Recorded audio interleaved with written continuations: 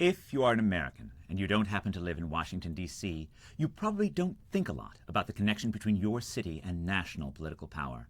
The shape of your city is the result, largely, of the private sector and modest local government, maybe with a few dollars of aid from elsewhere. But if you leave the U.S. and take a trip to Paris, to Rome, to Tokyo, you will see the impact of imperial power all around you.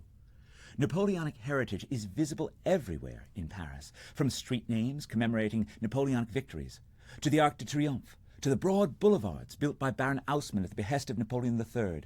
The British Empire was once the greatest the globe has ever seen, and its legacy remains in London, from the Palace of Westminster to the former hunting grounds of Henry VIII, Hyde Park.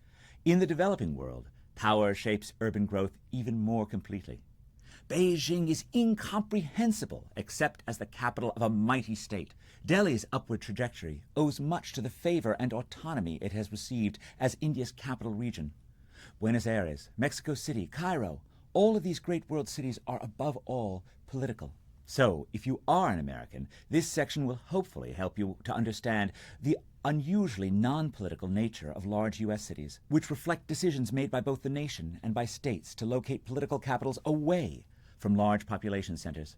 This section may also help you to understand the positive and negative consequences of the U.S. and Canadian and Australian and Brazilian separation of population and power. If you are not an American and you live in a large city that happens also to be a political capital, then this section will hopefully help you to understand how your city fits into the long tradition of imperial cities. Your city probably has great monuments. Leaders like to leave a legacy in stone, but also dysfunctionalities, like boulevards that may be too broad and buildings kept artificially low to preserve sight lines. Power likes to impress more than to enable.